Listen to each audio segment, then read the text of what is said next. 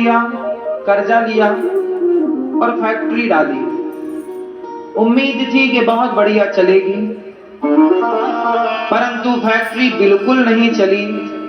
कर्मचारियों को पैसे देने की भी स्थिति नहीं थी। बहुत नुकसान हुआ, बहुत नुकसान हुआ। बैंक वाले वो जमीन, वो फैक्ट्री अपने अंडर में करना चाहते थे। बोली लगाकर बेच देना चाहते थे। सेठ जी कर्जा ना चुका पाए, इन पर बहुत कर्जा हो गया। घर की जो पूंजी थी वो भी समाप्त हो गई। सेठ जी दर दर की ठोकर खाने लगे। तभी अपने गुरुजी के पास गए। हे गुरुजी,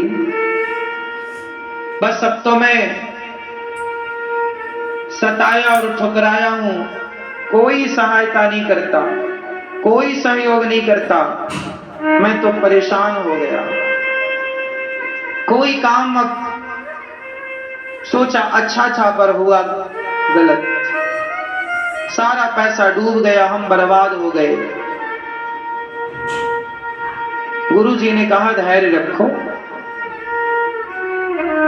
बैंक ने कितना, ये बताओ फैक्ट्री किसकी है? गुरुजी मेरी है। मालिक कौन है वहां का? गुरुजी मैं हूं। गुरुजी बोले इसलिए तुम्हारी फैक्ट्री नहीं चल रही, क्योंकि मालिक तुम हो, सर्वे सर्वा तुम हो। अब एक काम करो, अपनी फैक्ट्री में भगवान जी को स्थापित करो और आज से फैक्ट्री का मालिक भगवान को बनाओ और तुम भगवान के नौकर बनकर के काम करो। रोज का हिसाब किताब भगवान को सुनाओ। पूरी डायरी भगवान के चरणों में कि प्रभु आज इतना आया, इतना गया, इतनी हाजिरी लगी, इतने एब्सेंट थे। पूरा तुम नौकर बनो, मालिक भगवान। जी गुरुजी। वो आदमी सेठ जी गुरुजी के वचनों पर विश्वास किए। तुरंत उन्होंने अपने घर में से भगवान जी उठाए, फैक्ट्री में ले गए और मंदिर, छोटा सा मंदिर बनाकर भगवान जी को स्थापित किया और फैक्ट्री चालू की। काम करने वालों को बुलाया कि 2 महीने हैं, अब देखते हैं 2 महीने में। लो भैया, काम स्टार्ट हुआ। सवेरे आए लोग तो हाजिरी भगवान के पास लगा रहे हैं, जा रहे हैं तो हाजिरी भगवान को, क्या आज सामान आया, कितना मुनाफा हुआ, कितना क्या हुआ, सब कुछ रजिस्टर भगवान को सुनाया जा रहा है। प्रभु आज आपकी फैक्ट्री में आज 10,000 का फायदा हुआ और इतना नुकसान हुआ, ये आया ये गया। धीरे धीरे भैया 2-4 दिन में ही स्थितियां सुधरने लग गई, ऑर्डर मिलने लग गए, माल तैयार होने लग गया, एडवांस बुकिंग आने लग गई, खूब बढ़िया से फैक्ट्री चल पड़ी। बैंक का कर्जा था, चुकने को आया, तेजी से काम चल पड़ा, चमत्कार हो गया। दौड़ा दौड़ा गुरुजी के पास आया सेठ, गुरुजी कमाल हो गया, फैक्ट्री तो ठीक चल पड़ी, बढ़िया हो गया। गुरुजी ने कहा जानते हो क्यों चल पड़ी? ना गुरुजी आप बताओ। गुरुजी ने कहा बेटा, जब तक तुम मालिक थे तब भगवान ने कहा कि ठीक है तुम ही कर लो, मालिक बने बैठे हो तो करो। लेकिन जब तुमने मालिक भगवान को बनाया, अपनी जिम्मेदारी जब तुमने भगवान को दी और तुम भी भगवान के हो गए, मैं किसका नौकर हूं? मैं कृष्ण का हूं, मैं प्रभु का नौकर हूं। जब तुमने उनका बना दिया, जब तुम्हारे मालिक वो बन गए, तो हर मालिक अपनों की चिंता तो करता है, तो फिर वो मालिक बनेगा तो अपनों की चिंता क्यों नहीं करेगा? अब तो उसकी फैक्ट्री है, वो जाने चलाए। आज उस व्यक्ति के पास 16 फैक्ट्रियां हैं और हर फैक्ट्री का मुखिया भगवान है। वो नौकर बन के काम करना बुरा थोड़ी है, पैसा कमाना बुरा थोड़ी है, मालिक बन जाना बुरा है कि मैं करता हूं। नहीं, भगवान करते हैं।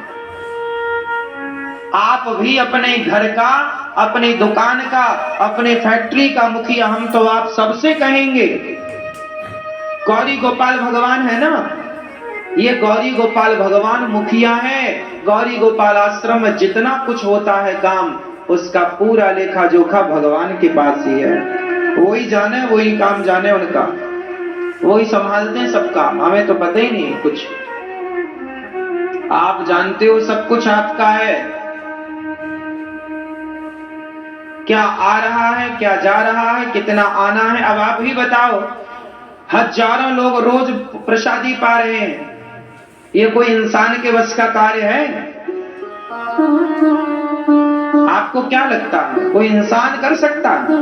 भाई एक दिन, 2 दिन, 1 महीना, 2 महीने तो ठीक है कर सकता है, पर रेगुलर हमेशा 12 महीने कोई भी आए भरपेट भोजन, तो ये काम हमारा और आपका नहीं है, ये तो भगवान। इसलिए पूरा रजिस्टर यही मेंटेन करते हैं अपना, संभाले, समझे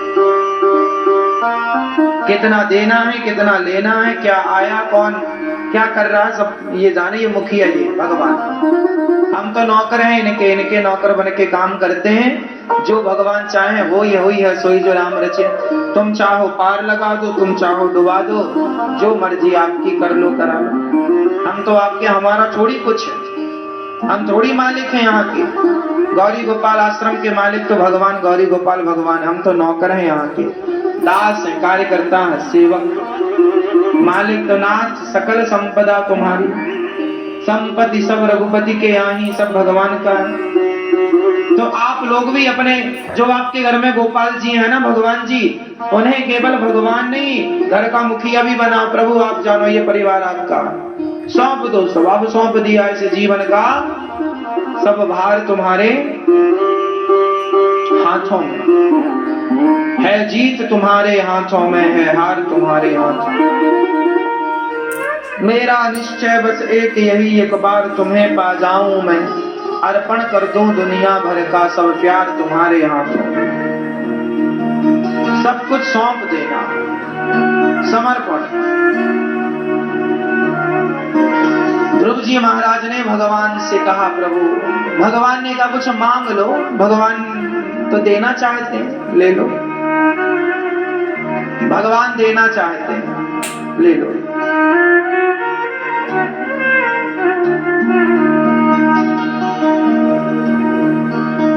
पर भगवान देना तो चाहते हैं, पर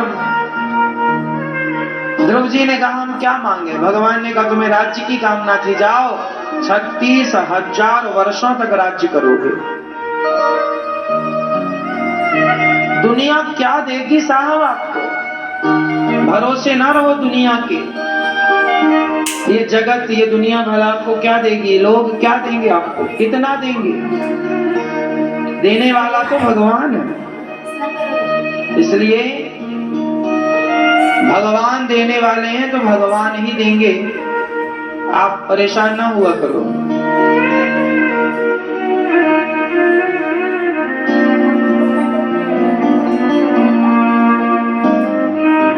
जितना देना है उतना आपको मिलेगा। आपके भाग्य का कोई ले नहीं सकता रत्ती भर, और आपके भाग्य से ज्यादा आपको मिल जाए तो वो आपके पास ठहरेगा नहीं रत्ती भर। ना तो आपको कम मिलेगा, ना तो आपको ज्यादा मिलेगा। ज्यादा आ गया आपके भाग्य से, यहां तक कि आप ज्यादा खा लो, ज्यादा खा लिया और आपके हिस्से का नहीं था तो उल्टी हो जाएगी।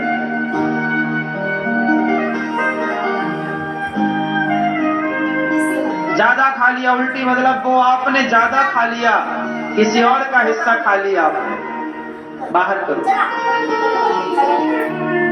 और यदि आपके भाग्य में है तो कहीं भी हो आपके पास आ जाएगा।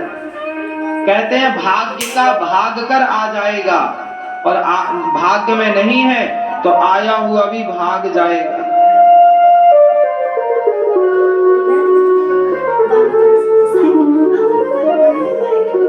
इसलिए अपनी मेहनत पर भरोसा रखिए। आपका भाग्य का, आपकी मेहनत का कोई छीन नहीं सकता। आप भगवान पर विश्वास रखिए। देर है ईश्वर के घर, माना कि थोड़ा भगवान टाइम लगाते हैं। God mills grind slow but sure. थोड़ा टाइम तो लगता ही है। भगवान